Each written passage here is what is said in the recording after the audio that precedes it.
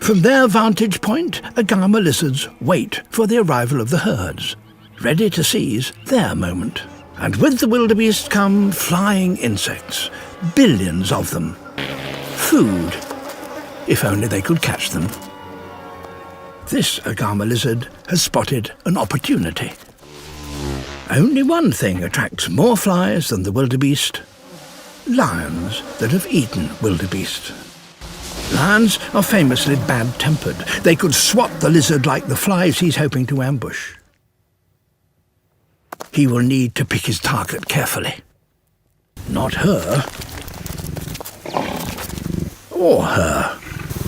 Maybe. But no. To be within striking distance, he's got to hold his nerve. Got one.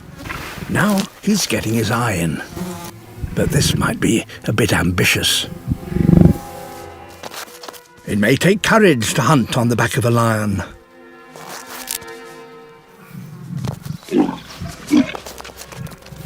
But it takes sense to know when to run away.